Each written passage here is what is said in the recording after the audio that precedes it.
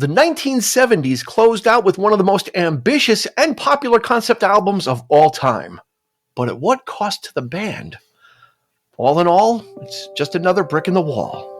Stay with us. Get ready for the 3324 podcast, where lifelong friends Dean Legiro and Eric Kuber share their love of all things music and movies. Dean has directed short films and is a music trivia buff. And Eric, trained in audio engineering, brings his extensive knowledge of music and film to the conversation as they discuss, debate, and celebrate their favorite albums, films, and much more. Welcome, friends, to the 3324 podcast. If you're new, so glad you could make it. Pull up a chair. We're going to be here for a little bit, and you can listen to us converse about the music and movies that shaped Eric and my life. And speaking of that, Mr. Eric Kuber. Hello. How are you, hello. sir? I'm good. How are you? I'm just capital. Yeah. Got over the flu. It's been a while. Yeah, it's been a couple of weeks. Yeah, we both had different cycles of being sick. Yeah. But we're back full strength, and we're all doped up and dozed up on NyQuil and other assorted medications that will keep us awake. And maybe throw some alcohol and coffee in there, and you have a concoction that powers the 3324 podcast. Indeed. Yeah. That is what we run on. So thanks for joining us, and returning listeners. As always, we welcome you to the table. Pull up a chair. We're going to have a great conversation. If you're interested in going a little bit further, you can go to buymeacoffee.com/3324 and become a member of our green room support structure there if you want to. Buymeacoffee.com/3324. So these we've got two guests today, and they were originally supposed to be paired off a while ago. And finally the stars have aligned where we found the right album to bring them back together. Of course, I have to introduce our childhood friend and frequent guest to the show, Mr. Robert Prisament, also known as the Priz. How are you? Hello, everybody. It's always great to see you, my friend. Working with the cold. We can pretty much say now, if you're anywhere in the country, it's cold. We used to say the Northeast, but everybody's getting spotted with it. Rob has been on a multitude of episodes and lends his expertise to every conversation we have, and it's always a privilege. He goes from Beatles to Billy Joel to Guns N' Roses. I mean, I don't know what else we can ask from him, except for today, Pink Floyd. We're going to ask just a little bit more. Our next guest also is a Rob, and he's been on many episodes before, and he's been on a couple of top fives, and he's a rock and roll aficionado as well, Mr. Rob DiStefano. Thank you for having me. Welcome, it's great to be back. He's in the hizzo. As the people not from my generation say. So how many of these are have you been on, Rob? Which Rob? Rob D. I think I've been like maybe 4 or 5. Maybe. Yeah, it's been a lot. And Priz has been the 5-timer. There you go. Zeppelin, Rolling Stones. Mm-hmm. Yeah, Rob's been on Beatles and Guns N' Roses, Def Leppard. They're both in there. They're both notches. They're both putting notches on the bedpost for episodes. And in your catalog? Not yet. That's right. We have gotten no offers as of yet. Nothing is on the table. I expect these two gentlemen to continue in 2025 assisting us as we venture through the world of music and movies. And today is no different. We're going to get right to it. Let's cut the small talk because we're talking about an expansive release, an album that, like I said in the beginning, kind of closed out the 80s and one of the biggest selling albums of all time. And it's a progressive rock album, but the single from it was huge when we were young. I mean, we'll get to that. It was a particular moment in time. But the album is Pink Floyd, and the album is The Wall, and the group is Pink Floyd. So the stats are: this was released in November of 1979, produced by Bob Ezrin, David Gilmour, Roger Waters, and James Guthrie, all in different levels of involvement and time frame of when they arrived on it. All songs written or co-written by Roger Waters. There were 3 singles released, at least definitely 2 in stateside charted. The first one was Another Brick in the Wall Part 2. That hit number 1. It was a huge hit for them. Run Like Hell ran like hell from the charts and only hit number 53. And then Comfortably Numb was released, but it didn't chart here. So maybe it charted over in the UK. It was number 1 on Billboard for an astonishing 15 weeks. Wow. A long time for an album that really, of this ilk, that really, it's not like Michael Jackson's Thriller or Born in the USA or any album that usually there's a multitude of hits come from. And this only had one number 1, and that was, not really what was going on with the radio at the time. And it went 23 times platinum. So 23 million copies plus out the door of a double album. This is a double album also. Yes, it is. Yep. Keep in mind that too. So that was, actually I forgot to take it out. I have it here. Anywho, let's get into a little behind the scenes. And for the purposes of since we have 2 Robs, we'll have Rob Prismant will just be Priz, because that's what we know him as. Growing up, he'll be Priz. If I need to address him correctly, and then the other Rob will be Rob D. And this way, can keep my ducks in a row. If I just say Rob and 2 guys start answering, it's going to be a mess. Nobody will listen to this. It'll be unlistenable. So here we go. When we catch up with Pink Floyd around the time of this recording, things in the band were not going good financially because they were broke. They had a management people that were managing their finances and were making shitty investments. Let's just put it out there. The investments were horrible. They lost a ton of money, so much money that they were compelled, like, we have to make an album because we need money. So it's not like they weren't going to they were going to anyway, but it really was like kind of, we need to make an album because we just all of our investments as a group that we put our money in with these money managers, they made investments that just were horrible. So Roger Waters presented to the group. He goes, "Listen, I got 2 ideas. Okay, here's one. It's kind of about kind of loosely based on my experiences as a young person. It's called The Wall. It's about that." And then they had another. He presented another idea. And the group said, "Yeah, we'll go with the first idea." The second idea would eventually become Roger Waters' first solo album, The Pros and Cons of Hitchhiking. So he had both of those ideas kind of fleshed out already. And as Roger Waters was developing the story, they brought in Bob Ezrin. Now, we last spoke about Bob Ezrin on this show when we talked about Kiss, because he produced Destroyer. So they brought him in, and then he came up with a 40-page treatment, a story, basically fleshing everything out, and kind of helping to put a framework to everything. Does that sound about right, Rob Prism, Mr. Priz?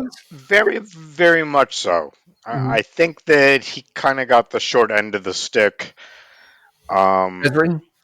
Yeah, from what he brought to the table, and Roger Waters kind of jokes that they called him No Points Ezrin because he'd be sitting quite pretty now if he did have points on this album.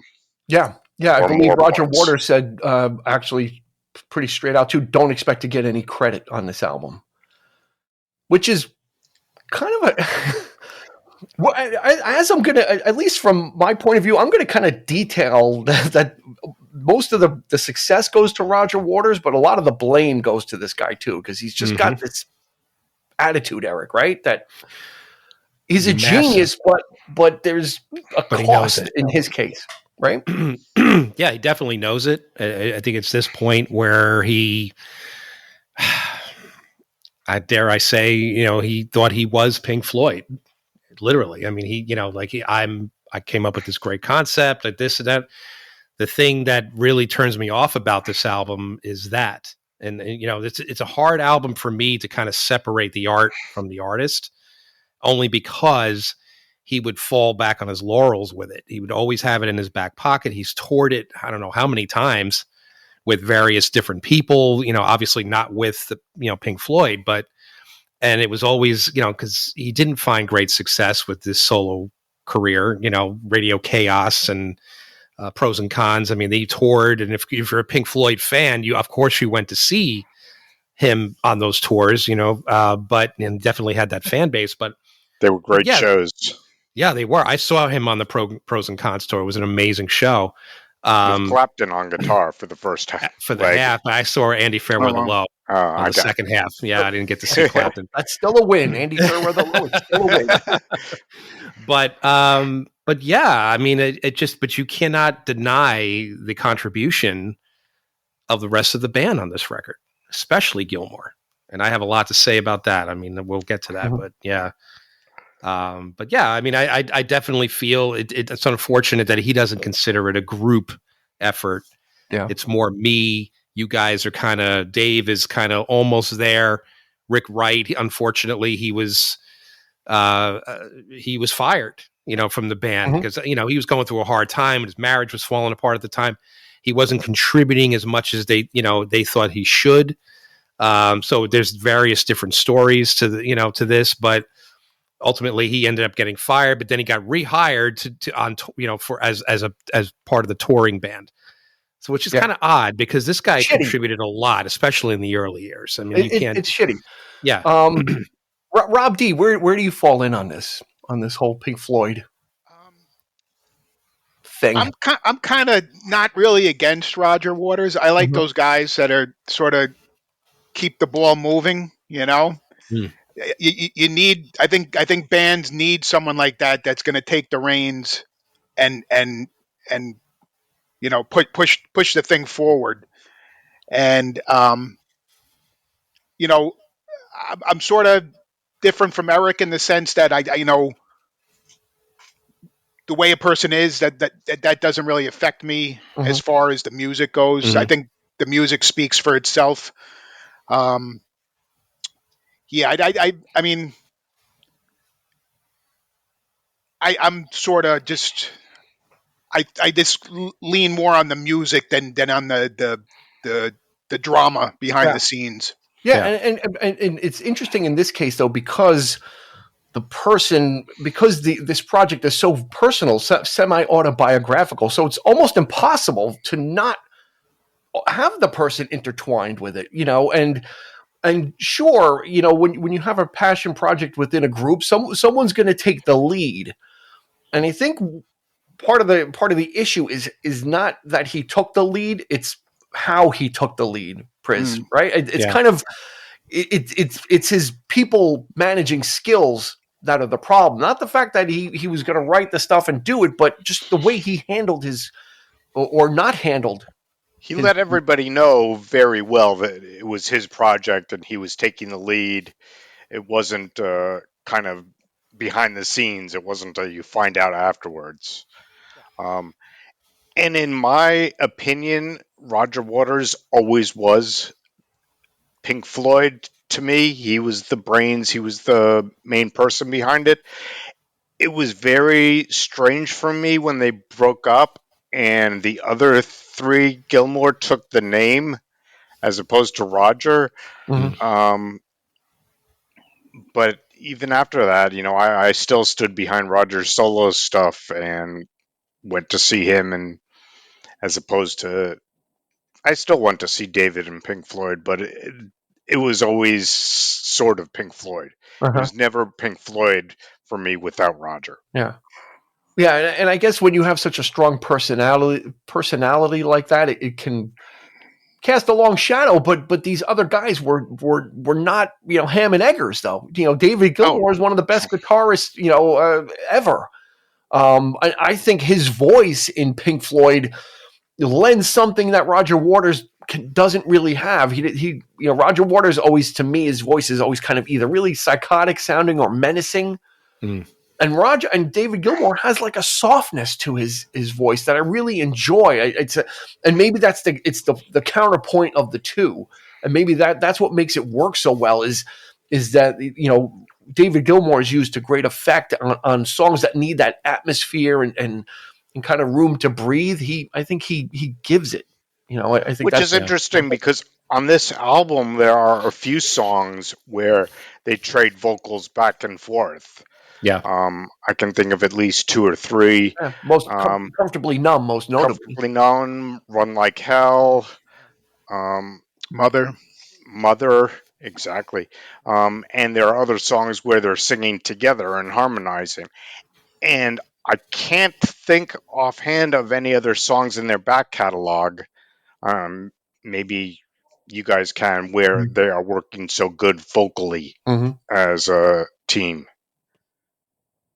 Yeah, Yeah. yeah. It's I, good, Rob. no, I agree with that. I think me personally, I think the songs on this album where they're trading the vocals, the lead vocals, I think are the most are probably my favorite songs on the album like that. Well, they have the most dimension to them. Right. Again, this album is very much a travelogue through someone's psyche. Just to kind of give you the backstory, is what had happened is before they made this album, Pink Floyd was on tour and Roger Waters was performing, and he was kind of looking out into the audience and didn't seem like people really, doing other things or didn't really give a shit. And he got pissed off and he actually spat into the crowd. He spit into the crowd. And afterwards, he actually felt bad about it, but then also thought, you know what, I would just like to have a brick wall in front of me that I could perform in behind, so I wouldn't have to see people's disinterest. I can perform and hopefully they're interested in it, which kind of led him to, I guess, reflect on his life and think what led up to that feeling that all these different instances were bricks in a wall that he was building emotionally up around him, which is a brilliant really a brilliant premise, and which the album kind of goes back to, talking about, especially in the song Mother. He's saying, should I build the wall, Mother?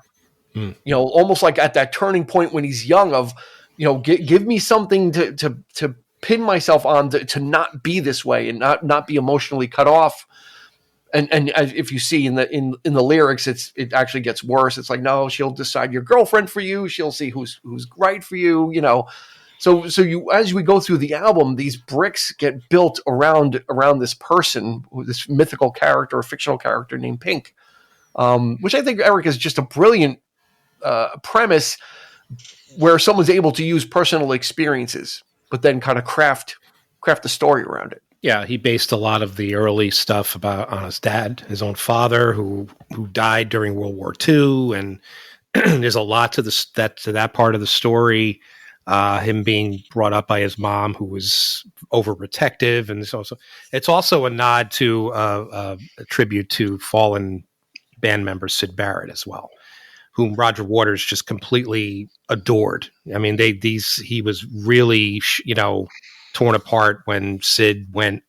Basically, he is the character of Pink in that part of the story where he's the rock star who just loses his mind and just isolates himself. And I think that. So there's a combination of the two, putting himself into it, and of course Syd Barrett. But yeah, I mean, the album is don't make no mistake, it's a masterpiece. This was the gateway Floyd album for me as a kid, because it had just come out a few months prior. I think that the first time I heard it was 1980. So it kind of, set me on that road of listening to prog and going back through their catalog and such. But yeah, I mean, it just through in the later years though with Roger, it's unfortunate that he would, take on that massive ego and it kind of turned me off. Now, I hadn't listened to this album in quite some time, but listening to it again, it was, wow, what a trip. It really took me back, and I totally divorced myself from any thoughts of the animosity between the band members at this stage, just to do the episode. So I was very very taken with it. It was very intense. Yeah. And I wanted that. I wanted that experience again. So I'm glad to say that. Yeah. I find that just musically as an album, listening to it aesthetically, it's a great album. And then when you get into the lyrics and the story, that's just, hands down game over. It's not just, a great music with baby, baby, baby, but it's got a story behind everything. And I talking about the story behind it all, have the three of you all seen the movie? Yes. I saw it like a long time ago, but I saw it like, I think the last time I saw it, I was in high school. Because I haven't seen it in a long time either, but I just was curious, somebody that listened to the album but hadn't seen the movie, how much sense it all makes and how it all fits together just reading the lyrics. Mm-hmm. Yeah, interesting. I saw it once and I was disinterested, so I can and barely remember it, so I can kind of separate myself from it. I think the movie was more confusing than the album. It's I have to say, it was very artsy. It was very, Alan Parker. I remember seeing it in the theater. Of course, I was very enamored with the whole concept of having an album and then made into a film, which I think Roger Waters had that in mind from the get-go, was to do a film. What I really loved about it was the animation, the Gerald Scarfy, the artwork on the album. He was brought on to do a lot of the animation. So I really dug that part of it, at least. Mm-hmm. So, yeah. Suffice it to say, yes, I don't think you need to see you don't need to see the movie to really enjoy the album. I think the album, I think it gets you there on its own, right? I think it totally does, because I remember loving the album. But then when you see the movie, and Eric, I'm not sure you appreciated or knew the album well enough when you saw the movie, because the movie is more of an enhancement, not to see at the same time. I totally agree. It was, for me, the experience of listening to The Wall for the first time, even though maybe you didn't quite understand everything that was happening, in the story, but it didn't matter. What matters is the experience that you were, the emotion that it invoked, and certain things that you might have related to, or little bits and pieces, and it scared the shit out of me the first time I heard it, I have to say, because it was listening on vinyl in the dark with headphones, and some of this stuff is absolutely terrifying, to think about. But yeah, I totally agree, Rob. It was the movie was just a sort of an afterthought for me. It was just a cool sort of addition to the pop, gaining the pop, for the popularity of the piece. So yeah.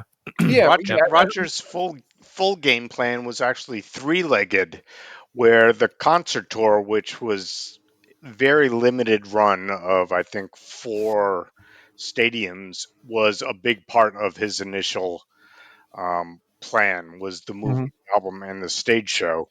And from people I know who saw the show, it was the best show they'd say they've ever seen in their lives. I'm sure. And during the show, they build a wall on the stage up to the ceiling in front of the band during the first half of what would be the album. And then at the end, they're behind or in little holes in the wall or things like that, while projections are going on the wall.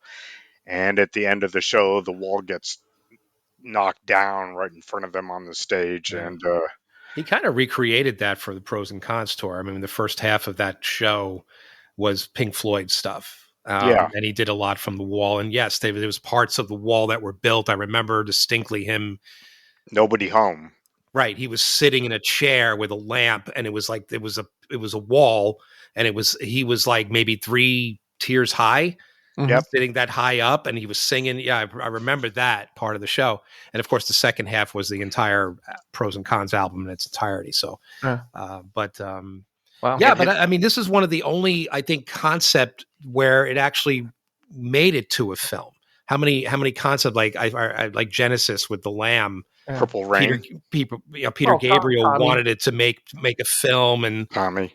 There was always these ideas that these guys always had to fruition. Quadrophenia made a film, Tommy, but The Wall, was a nice little. I wouldn't exactly say a nice companion piece to it. I don't think it quite goes that far. It's not at that level.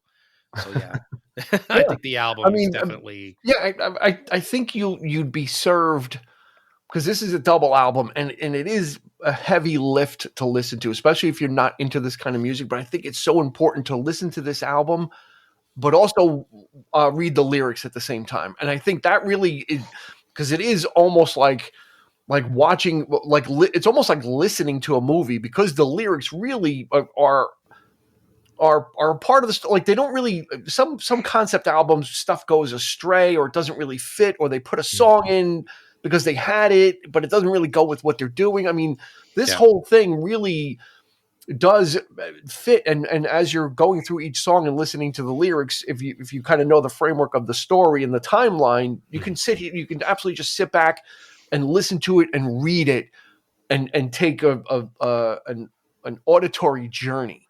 Yeah, and you see if there's any kind of visual to it, you see it in your head.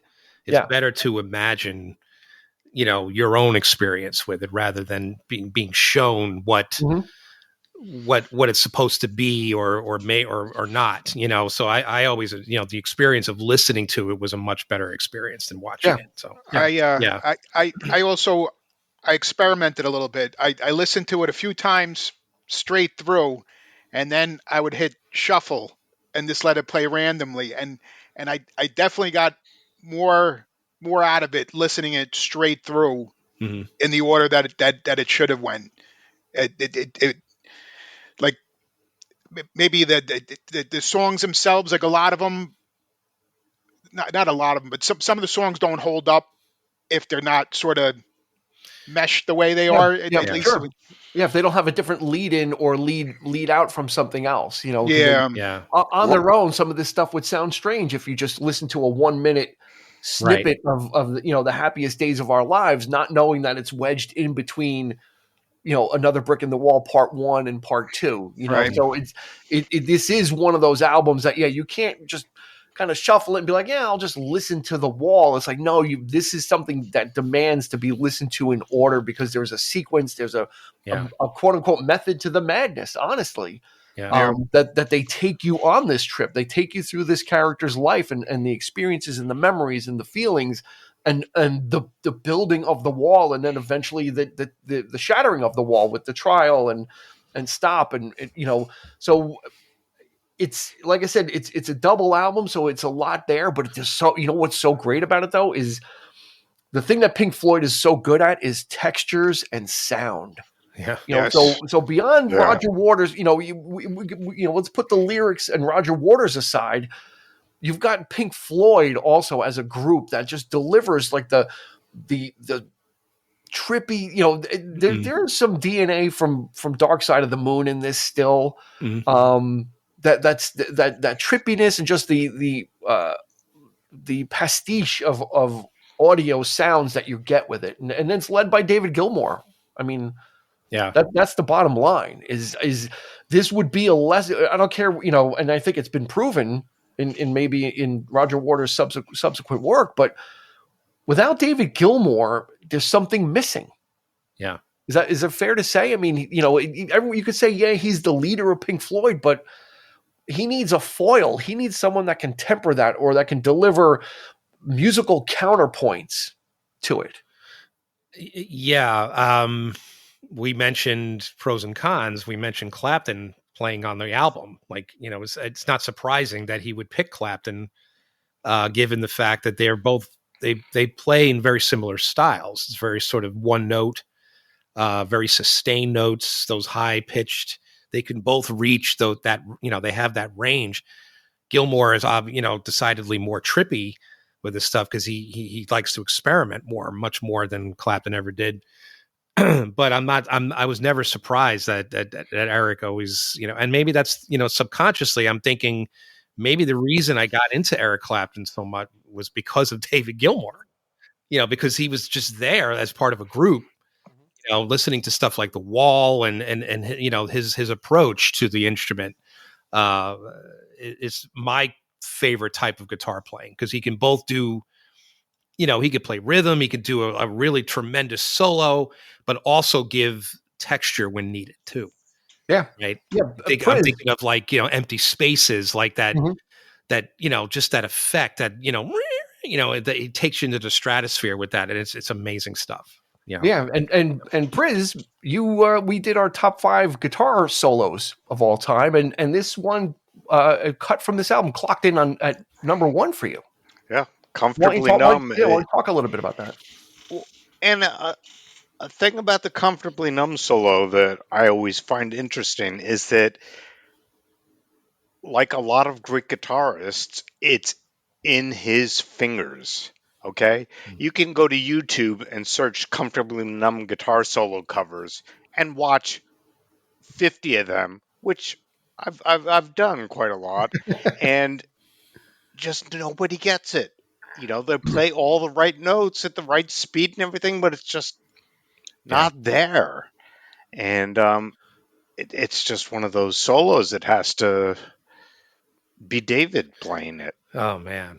Yeah. And well, Rob, I mean, I picked I believe I picked It Was Time from Dark Side. And that to me is an amazing soul.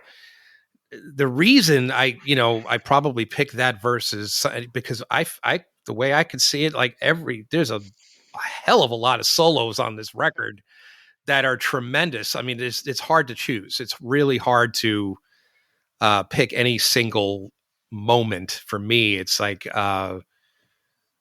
it's just too much. So I agree with your choice. It's a great choice, but there's just so much on this record that he's doing that, man, it's just hard to pick from the flock. So yeah, David Gilmour puts on a clinic on this album. There isn't really any bad solos or I can't think of anything that like the way he plays it's expressive, it's clean. He's got a very clean tone when he plays, and he's not. I wouldn't say he's flashy. He's very approachable. I think as a soloist, like he's not. He's playing to the song. Like he's not just playing a solo to play a solo. All his solos fit in their songs beautifully. Yeah, he's a great counterpart. I think he's a great, counterpoint to the, to some of the lyrics that Roger Waters has, where some of them will have kind of can have a sinister or darker edge. Yeah. And Gilmour's playing kind of brings out a little bit of the beauty and some of the majesty or emotionalism that the songs are trying to get across. And maybe like a song like Comfortably Numb, it's kind of creepy and weird and strange, but the solo in it is just beautiful and soaring and almost like freeing. It's almost like a part of the mind of the character in the song. It's just kind of it's that freedom of kind of being comfortably numb, which has to do with a real event that happened to Roger Waters. But I think these guys, Mason and Wright and they say, oh, they didn't contribute that much and they weren't really there. They were there though. I mean, these guys are what helped make this album what it was. So as like in as much as Brian Wilson and there's a Beach Boys connection here, in as much as Brian Wilson spearheaded Pet Sounds, right? He kind of like, I'm taking control of this. He still needed the other Beach Boys to provide the vocals and provide what he needed. Yeah. And this is, I think this is the same thing as, Roger Waters took over, but it's still Pink Floyd, and he needed Floyd to bring what Floyd does to it. One small little exception to that, Dean, is on the song Mother, which has I mean, I'm not a musician per se, but the time signatures swap all over the place throughout that song. And Nick Mason just couldn't hit the beats on it, and Bob Ezrin called in Jeff Porcaro to play on that song. Yeah, he played on a couple of songs. Yeah. So funny thing is, the Beach Boys were supposed to be in England at the time, and Roger Waters wanted the Beach Boys to be on the album and perform in a couple songs. And actually, Tony Tennille from the Captain and Tennille double Keep Us Together is on the album. But the Beach Boys had some scheduling issues, and only Bruce Johnston, who's kind of like a de facto Beach Boy, he's kind of a Beach Boy but not really, was on it. And you know what? If you listen to the song, Waiting for the Worms, that is an and they were, he's on it, and the Beach Boys probably would have been on it. It's an absolute Beach Boys song. Like I liked it to some homages, and incidentally, on the abandoned Smile project, the Beach Boys had a song called "Do You Like Worms?" Wow. So so for me, I'm kind of like, I'm catching a little cross cross-pollination there, and you can absolutely hear the Beach Boys influence on that song, especially and the later part of the album you can kind of hear, because that's really where Tony Tennille and Bruce Johnston kind of come in. So as proggy and as strange as this album has, it also has different influences. There's a whole bunch of stuff going on, which is, I think, is what makes this interesting. If you're not a prog person per se, it's a very interesting listen. Now let's talk about Another Brick in the Wall Part 2, because that was their only number one hit. The strangest number one probably ever, because it's kind of in the middle of a concept album, and the song just kind of starts. And if you don't get the stuff that happened before it, you're literally getting a song that just starts. But if I'd like to take us back to our high school days, or maybe middle school, we were just going into high school. When this song came out, everybody was like, yeah, hey, we don't need no education. Like everyone was kind of like into the notion of that, like rebel, Priz, you remember that, where it was kind of became an anthem. Yeah, it absolutely was at the time. Dang teacher, leave those kids alone. It was kind of like it was this kind of strange anti-educational anthem for people, which is kind of a weird song to be number one, especially when it wasn't in the turbulent 60s when people were protesting. It was kind of in the 80s. We started the 80s with the Me decade. Rob D, you remember? Is that part of? Oh yeah. I mean, I was 10 years old when this album came out, but it had such an effect on me. It's like, I would say this song and this album and this song in particular is sort of, I guess, what funneled me into being into rock and roll. I before that I was sort of, I would listen to all different things, but this is a song and this is the album that sort of focused me more towards being, into rock. And it's musically, it's one of the biggest memories of when I was young, hearing this song on the radio and stuff like that. It had a profound impact on me. Yeah, and it's easy to listen to this song and remember it like that. Oh yeah, this was a hit.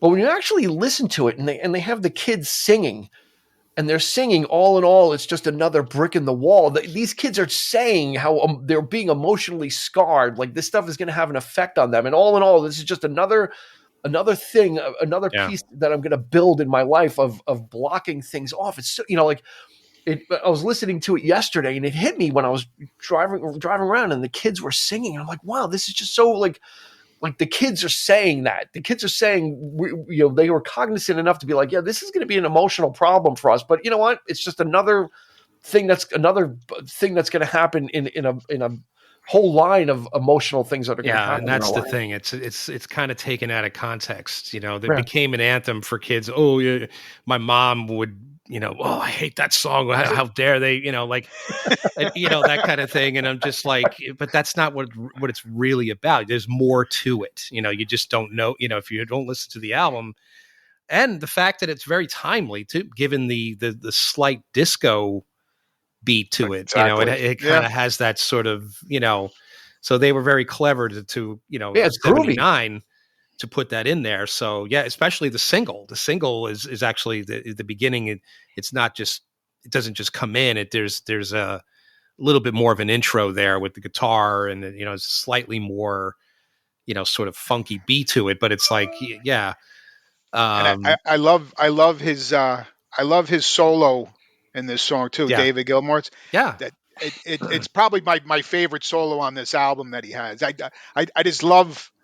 I love the tone and the sound of his guitar in his solo here. It's just it's as a guitar player myself, that's my favorite tone when it comes to guitar. I think what makes it so successful too is just because the song has a groove to it that they lay down. We just have this Roger Waters bass line that he's playing. It's like doom, doom, doom. So you just get that through that whole solo area where there's just this nice bass laid down for Gilmour to like it's not, you're not getting taken out or have to kind of listen to something that's free form. It's really just kind of a straight ahead song where he's able just to lay in that solo and just plop it right on top of this groove that Floyd has going. going on through this song. So yeah, it's a weird thing because it's got this funky kind of groove to it, but it's about disassociated kids that are being abused by their teachers, and it's got the weird thing at the end, with if you don't eat your meat, you can't have any put. It's just this is not to have the makings of a number one song. The traditional headmaster back in the post-war days was. I mean, it was a different. It's a different country, a different time. Yeah. These are the guys that would smack you on the hand with a ruler and that kind of thing, and just sort of you got punished for making a mistake, or or I think there's the story where I think was it Roger himself that went into the headmaster's office? I think it was, or one of the band members, saying that and the headmaster responded. He goes, I don't think I want to be here. I don't belong here, whatever. And the headmaster responded just simply by, like smacking his, knuckles with the, with the ruler. That's it. Get back to class and, whatever. Yeah. So Priz, but most curious number one ever, do you think? I mean, most unlikely number one. I mean, yes, prog band would hit, would hit owner with a owner of a lonely heart, but that was very melodic and very poppy. And this hit number one, and funky. Yeah. Yeah. And without any context, it's just, but it reached, kids. They're the ones that went out and bought it. They didn't know what they were chanting about as far as the story, but everyone was walking around. If you don't eat your meat, you can't have any pudding. Yeah. To when I reflect on it, it was just a strange thing that kids were just picking up on it, not knowing that there was 25 other songs that were weaving a tapestry of a story, and this was just one thread. It's like, I'm going to go get the new Pink Floyd album. It's like, no, well, you're going to be in for something. It's not like buying off the wall. That's happened. I mean, I knew people. I had cousins that bought the album just on the basis of the song, and they had no idea what they were in for.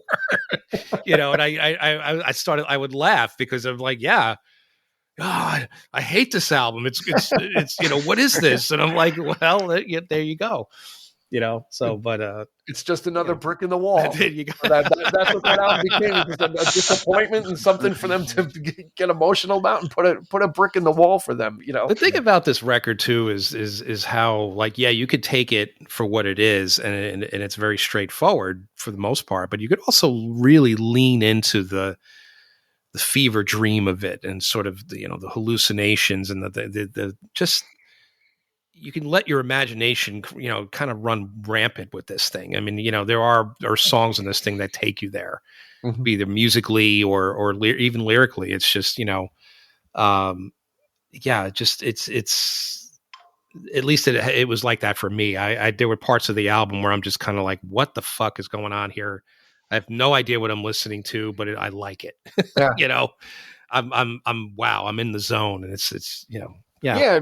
I mean, Roger Waters, we're going to continue to bitch about him in a minute, but all due respect, he has a way with words. He has it, or he understands he understands himself well enough that he's able to transpose those feelings into sometimes brutal lyrics, or kind of whimsical lyrics, or some of them are nostalgic. Some of the lyrics, and some of them are creepy, and some are in your head. Priz, was this the high point for Waters? I mean, was this like he just kind of left it all out on the field and then that was it? I totally think so. I think he's been trying to grasp at straws since, but hasn't been able to. And it's funny, what Eric just brought up is a topic that I didn't really want to go down, but I will bring it up slightly. Alrighty. Is especially more so in the movie, his hallucination fever dreams with the hammers and his fascist costume with the armband is very I don't know if the word playfully even works, but it's Nazi related, and especially even though it may be tongue in cheek when In the Flesh 2 comes out. He goes, "Hey, is anyone, there's a Jew in the audience." Mm-hmm. And lately, the past 10 years, Roger's been dealing with a lot of anti-Semitic feedback. So, knowing what I know now about his feelings, I see this as almost, it starting to, grow or starting to Manifesting here. manifest itself. Yeah. Yes. Mm-hmm. That I didn't realize it when I used to just listen to the album. Yeah. But now I'm like, yeah, maybe he wasn't hiding it all that much. Yeah, doesn't age too well in light of how he, right? In light of recent events with him. Now, I mean, I think that's the overall question I want to ask you guys. Is Roger Waters, is he high on his own supply at this point? Like, does he just think that anything he does, there was an incident in Canada when he was going to be playing a show, and I don't know if you guys are familiar with that artist, The Weeknd. He's very popular. Yeah. And he wasn't really, his show wasn't getting promoted, and the people are like, well, The Weeknd is going to be here, and he's like, who's The Weeknd? He's not bigger than me. There's nobody bigger than me right now. Like, yeah, is this guy like at a level of just kind of disorientation that he's just not, especially after the redo of the Dark Side of the Moon. It was unbearable. Yeah, that was. So Rob D, is he kind of in his own mind at this point and is he living in an alternate reality? I probably. I mean, in the end, in the interviews I've seen with him, the more recent ones, it sort of seems that way. I think he sort of got off,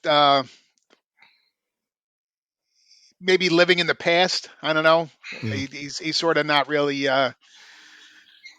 That's okay. It's okay to live in the past. I mean, many groups do it, right? Priz, they tour on their jukebox tours, but there's something different about Waters. Like, he's just has this holier than thou attitude, I guess. But I love Pink Floyd so much that I separate his personality in that from the music, which I do with other entertainers along the way. I'm a big Woody Allen fan, but not a fan of his personal life. And I've seen literally thousands of concerts, and when Roger brought the wall back in 2010, but with more technology than he had in the original run, it was, I tell people, the best show I've ever seen. It was just, mind-boggling. I was just like, oh my God, this is it brought to life. So I try not to, I wish you could just say, Roger, just shut up and play. Yeah, he's also one of the in a long line of eccentrics that can either consider themselves in a special elitist sort of group of like minds who are always looking over the fence. I mean, Pete Townsend, Peter Gabriel, Brian Wilson, I dare say, John Lennon, Paul, to a certain extent. I mean, look what happened there. He was very angry. Right? And post Beatles years, he was very angry at his first few solo records. I mean, he's just writing songs like Mother and, those kinds of things are just so, and the whole, like, the attitude where things became bigger, like politics became an issue and things like that. And kind of really diving into that arena of like thinking that they're so important that they think they have a say or that their word is being accepted and like people are actually looking up to what they're saying. Maybe, I don't know. I don't know. I don't understand the mindset there, but it's like, Rob said, it's like, I agree with that. Like, just shut the fuck up and play, like that's what, it's hard. It's because, these guys are brilliant. But again, you lumped him in with Brian Wilson and a couple of other ones, but he's the only guy I can think of that actually can say I am Well, no, great, that goes out of his way to alienate people. Like there are, the groups have rifts. The Beatles, exploded. Couldn't hold together, and other groups have rifts. And they kind of, some people take a little bit of the, they all kind of take a little part in it. But with this, he's just out and out saying to Bob Ezrin, "Listen, you're not getting any credit. Like, just don't even think about it. Like, and firing, Richard Wright, right? Yeah. And then making him like a paid keyboardist. Like, as if he didn't. That's like a shitty thing to do. Like that's. I mean, this guy was there from the very beginning. Yeah, that's going beyond following your muse and doing things for this and. And there was stories that Richard Wright, he kind of wasn't really, inputting, but you know what? You cover the backs of your bandmates. You can get someone else to do some of the stuff. I mean, God knows Kiss did it, right? When Ace there's no loyalty there. I think if you're a tight knit group like that and you understand each other musically so well, there should be some sense of like a cohesive thing where it's like, we're in this together kind of an attitude. And that after a while, it certainly wasn't the case with him. Yeah. Rob D, someone can be the leader. Someone sometimes has to be the leader, but it seems like he just kind of, Dave Gilmour is like, I've no desire. Like after they did the Live 8 reunion, he goes, yeah, I don't want to be involved in this again. Mm. Yeah, maybe sometimes guys, they get so driven and so much with the blinders on that they don't realize what they're doing to all the people around them. They're just so focused on what they want to accomplish that maybe, they're completely oblivious to what's going around them, Yeah. Or like I said, I think it's more that he's just like high in his own supply. Like he really thinks that, he's God's gift, and he might be. I mean, but there's something for being a little humble. Yeah, right? I totally agree. You want to like the people that you're listening to. Yeah. I mean, come on, let's face it. I mean, we all put these people on pedestals. All our lives, we idolize these people like as if they were somebody like you're proud of their achievements in a sense. But it's very disappointing when they turn around and they act this way and their behavior, and it's just it's like it's almost like a knife in the back in a sense. But why? I mean, why? But it's like, and then you start getting jaded and you're thinking, well, it's all about the music and the music will always live on. So you kind of, you have to kind of accept that, and put that in your head and just and live with that, so it's hard. It's difficult. I don't think we idolize them, but I think we idealize them, meaning we want to believe that they're all good people and they don't have the it certainly was the case when we were kids that we first getting into this stuff. That's the So not idolatry, but thinking, these, they're a band, right? I mean, Priz, we used to think, at least I used to think bands were like all for one and one for all, and learned later in life that it wasn't always that way. That it was kind of that they're just as human. Yeah, I've actually been impressed since Pink Floyd broke up, or at least the David and Roger left, that Roger still sells out arenas and did since day one. Impressed or dumbfounded? I'm just dumbfounded that people know his name well enough. Yeah. That it's not, Roger Waters of Pink Floyd and, this and that, that it's that just his name, that people know it well enough to want to buy his stuff he puts out and go see him every year. Yeah. You think he's bigger in Europe? Is that what it is? Because I don't know. The Wall and he's Berlin, got quite the following here in America too. He does. Yeah, absolutely. The chat boards, the debates, who's better? I mean, Waters is usually he usually wins out. I think because he's the the conceptualizer. He's the guy that comes up with the ideas, the lyrics, like he is the backbone. He's kind of like the drunk uncle. Like comes around the holidays and just starts saying shit, and it's like no, don't like we know you think that, but don't say it. Yeah, you don't have to. So Anyway, he's been on talk shows. He's been on like Larry King. He's arguing with the guy. Yeah. Like, I'm like, who? Like, it's odd that you're actually interested in American politics. Is another thing. Oh, he's very anti-Trump and he's so. I mean, which is nice. Time. It's nice that you care, but it's like, why care so much? You know what I mean? Yeah. Like, it's like, you know. He feels he can solve the ills of the world. I think we've dragged him long enough, so we'll kind of we'll let him dust himself off and kind of change clothes. We did, but we can't. I don't think we can talk about Pink Floyd without talking about him at this point and what he was doing. So, sure. Let's move on. Here's probably a question we need to answer for ourselves and maybe for the listeners too, or if someone's thinking about listening to this. Is this the greatest concept album of all time? Ooh, that's a hard one. And think about, you could think about the story, you could think about how it flows, you could think about the content, you could think about there's so many different things you can put together. Is it the most cohesive?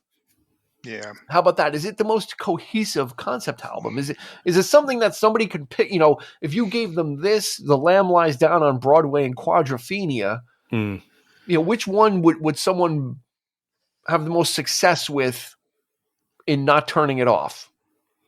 Let me put it to you that way. That might be a good way to put it. Let's go around. We'll start with Priz, then we'll go to Rob D, and we'll leave the word for Eric. It's definitely high up on my list, but with my musical tastes, another amazingly flawless concept album is Queensryche Operation Mindcrime, which tells a story from beginning to end and is musically great and completely lyrically great. But if I had to choose, I would pick The Wall. Okay. They're both coming to the desert island with me, but if I had to choose one, it would be The Wall. I would, if I was going to the desert island, I would just pick all double albums anyway, just so I have a lot of music to listen to. Yeah, sure. So it'd be Fleetwood Mac Classic, it would be Out of the Blue. I would just kind of go with just all double albums just to cheat. Rob D, is this? Then you should bring Sandinista. You get 3. There you go. Is this something you're going to point people to as far as when you think about concept albums? Where does this one kind of land? Yeah, I would definitely put this one at the top. When I think of other albums like that, I think of The Who, Quadrophenia, and Tommy, which have great songs on them and stuff like that. But I just think The Wall just sort of encapsulates the whole thing a lot better. It's a little more linear and keeps its focus. It keeps focused, I think, more than the other ones. Like the Who ones have great songs on them and stuff like that, but I don't really look at those as being concept albums per se, as I do with The Wall. The Wall to me personifies that genre. Okay, you know what, you really hit on what I was trying to say when you said focused. Like it keeps to what its mission is. Yeah, stays with it. So Eric, here's a tough question for you. The Lamb Lies Down on Broadway and Pink Floyd The Wall are on the edge of a cliff. Which one's going over? Which one's staying? Oh, The Lamb for sure. The Lamb is going over, or The Lamb's staying? The Lamb is going over. Lamb's going over. Okay. Yeah, I love it, but I have no idea what the fuck that album's about. Okay. But it's to this day it's an interesting listen because it's just there's so much great music, but it conceptually, cohesively, it's not the best concept. What about all your other favorite concept albums? Where does well, I mean, land? I have a very Quadrophenia has always been, it's quite possibly in my top 5 favorite albums of all time. And we're also, considering the different genres of music too. It's not just prog. We're dealing with, there's punk albums out there that are concept albums. There's, you got, American Idiot, Green Day. Yeah. You have, you have that kind of the rock opera, as it were. That My Chemical Romance. Yeah. I think from a technical level, It's an absolute perfect sounding record. Technically, it is cohesive. It's from beginning to end. You know what you're getting. I think on that and that, it could be the best. In that sense. Cool. Like I said, if you listen to Quadrophenia, it's the Who. So they're all over the place on that record. So it's not the best sounding record. I mean, but it's just very rock and roll. Mm-hmm. But it's telling a story. 2112 by Rush, on the other hand, that's a story, but it's a one-side thing. Mm-hmm. So these kinds of like players, I mean, it's very meticulous in the way they put it together, because that's just as important as just in just playing and telling the story. It's how it's produced, it's how it's presented is also a big factor. So yeah, I would say The Wall is definitely up there. Yeah, okay, cool, no doubt. Alrighty, as we close out, let's go around the table for some highlights, some favorite tracks. Now, we want to listen to this all in one shot, but there are songs that absolutely stick out and that are kind of highlights. So let's start with Mr. D, Mr. Rob D. What kind of give us, since it's 4 sides, give us like 3 or maybe one per side or something. I don't know. Whatever you got.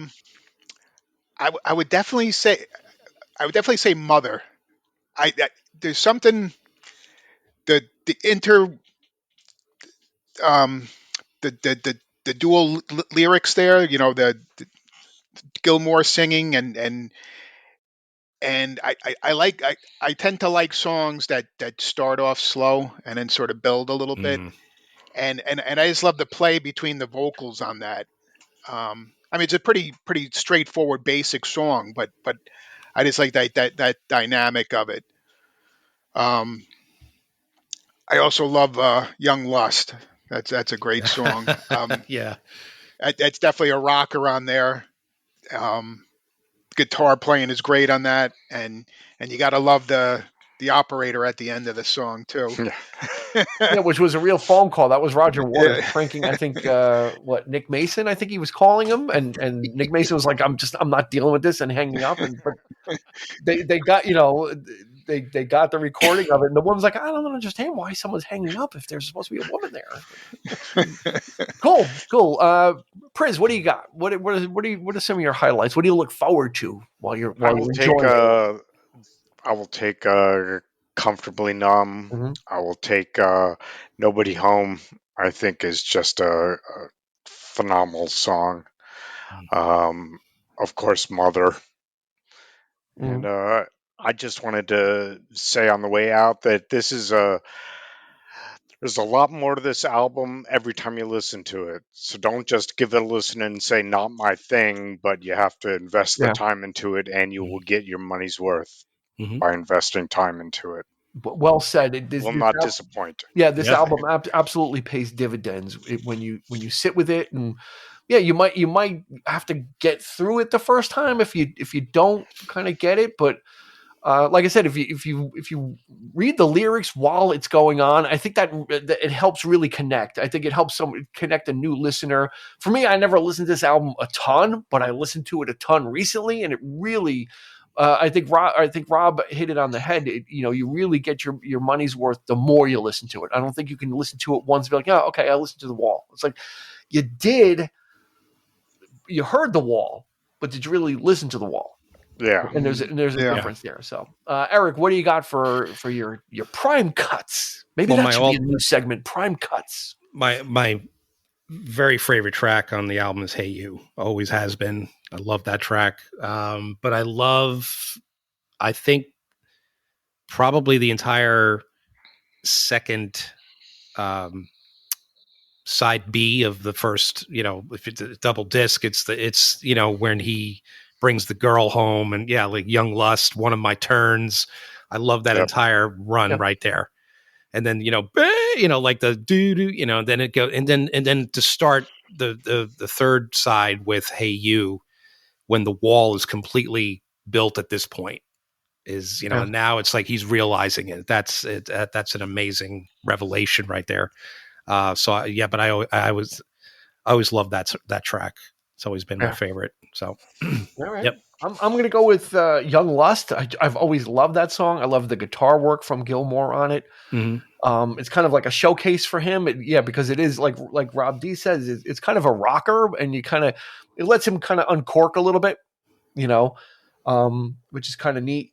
Of course, I said, Waiting for the Worms I like because it hits me in my Beach Boys feels. It gives me that fix that I need, especially towards the end of the, when the album's really like racing towards home. You kind of get refresh. You get a new sound from it, which I really like. I like Comfortably Numb, but only because I saw Laser Floyd like when I was like 16. Yeah. And didn't really understand a lot of what I was listening to, but that kind of stuff just like stuck with me. Just the visuals of the lasers and this trippy music. So Comfortably Numb is always going to be one. Run Like Hell.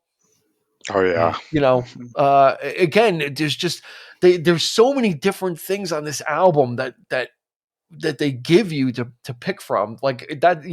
You stick with it long enough, you'll find your favorites will bubble up, and then you got to listen to it again for when it to kind of wait for it to come up again. And I think that's like Priz said, that's where you get your money's worth is in the repeated listenings. And since there's so much on here, you got to listen to it for the you'll hear a snippet of something that you like, and then you got to go back and listen to the album again so you can get to where find out where it was and what you heard. So I didn't know we were ever going to do The Wall, to be honest. And I'm like, you know what, I think we need to talk about this album. I think it's really important. It's kind of a lost, with all the the bickering. Again, all we hear about from groups nowadays is they're fighting, they're quitting, they're doing this, and I think it's important to revisit this album, because I think it does kind of get lost in the shuffle. As monster as it is, you don't really hear people talk about it as much. As time goes on, some of these start to, Dark Side of the Moon, takes up all the conversation, and it was probably still on the charts. I guarantee it was still on the charts when this album was out, because that was on the charts for like 14 years consecutively or something like that. And it's a masterpiece, Dark Side. But of course, my personal favorite has always been Wish You Were Here. Mm-hmm. I love that record. Shine On You Crazy Diamond, for me, the perfect tribute to Syd Barrett. So parts 1 through 7, and it's like 20 minutes, takes up most of the album. That was, really, The Wall, you could argue that it might be, if you're looking at it from that point of view, it could be a little long-winded in that sense. Yeah. Like, okay, we get it. Like we understand, you know what I mean? Like, yep. But point, and right? because of its popularity and because it's become like, oh, it's a hit, there's an actual hit, where Pink Floyd never really had hits, per se. It's very easy to kind of they had the album-oriented rock hits. Yeah, it's kind of it's easy to dismiss for a time, but but you haven't heard it in such a long time. You revisit it, and man, could it have been a single album, Eric? The Wall? I think so. I think you could trim some of the stuff there. Songs like Vera, things like that kind of like has that. We kind of get that with Nobody Home. We kind of get it with. So it might, at that point, it might be a tad redundant in just the feel of it, the flow, like that part of the album probably my least favorite. But of course, then you get the trial at the end. So it's like, that big whole, thing. But I at this point, I don't think I would change a thing. I mean, it is what it is. And it's going to go down as one of the greats. So there. Yeah, it is. And we highly encourage you to check it out. Like I said, if you haven't heard it in a while, or you only know the hits, because there are some album classics on here, Hey You and Run Like Hell and Another Brick in the Wall and Comfortably Numb. I mean, you if you listen to rock radio, in the past 30 years, you've probably heard those at some point. So there's enough in here scattered throughout, I think, to pique your interest, that there'll be some familiarity with. Always have familiarity with. I think there's enough in there scattered throughout that it'll kind of keep you going until you get, I know that song, so let me get to that, let me get to Hate You, and Goodbye Blue Sky is another one I like too. Oh yeah. Oh, that's gorgeous. Yeah. It kind of sounded like, and it always gets me every time it starts. I'm like, I always feel like he's going to say, Goodbye Ruby Tuesday. Like it sounds like you know what? You're right. Yeah. It always sounds like he's going. I was like, goodbye, and I'm like, Ruby Tuesday. Blue Sky. Do a definite mashup there, man. Like, he puts me right on the precipice of it, and I'm like, and then he's like, Blue Sky. Like for me, it gets me like every time, even though I know it's coming. It gets me every time. So beautiful harmony in that song. Is fantastic. Like I said, this is a gorgeous sounding album, and you could probably credit Bob Ezrin with that, and his skills and symphonies recorded all over the place. I mean, we barely scratched the surface, but we did want to take the time to celebrate this album. So we're gonna wind it up here. Let's go in reverse order. Mr. Rob DiStefano, thank you so much for joining us on your first episode of 2025. Yeah, thanks for having me again. I love doing these. Of course, awesome. You can expect to get the call for whatever else we got going on. I'll put you will be summoned. Yes, we'll get Jimmy Page to go to Aleister Crowley's mansion and summon you. Mr. Rob Prisman, we're going to say his full name now because the episode's over. Rob Prisman, thanks again, always, buddy, as always. Always fun. And it's always, I always love having you on because the shit I enjoy hearing it. I enjoy hearing your takes on things are always refreshing. So it's always of joy and a pleasure. The stuff I know could fill pamphlets. Yep. Stuff I know could fill one side of a 45. And if you want more of this stuff, there's about 200 and something other episodes in the back room you could go check out for more witty banter and more music opinion and movies and all that great stuff. We absolutely encourage you to sort through and pick out what you like and check it out. And then if you do like it, go ahead and share it with some people too. We certainly could use that lift up, and we would appreciate it. So Eric will be on his comfy couch as always. It never ceases. It never fails to bring him joy and comfort. Now I'm going to be on my new gamer office chair that Santa brought me, coming to you each week with new episodes. So for Rob D, for Rob Prismant, and for Eric, this has been Dean. We will catch you on the flip side. You've been listening to the 3324 podcast with Dean Legiro and Eric Kuber. You can find us on your favorite podcast provider, so please like, subscribe, and rate to become a part of the 3324 family. Your feedback is important, so make sure to follow us on Instagram and Facebook at 3324 podcast and on Twitter at 3324p to join the conversation.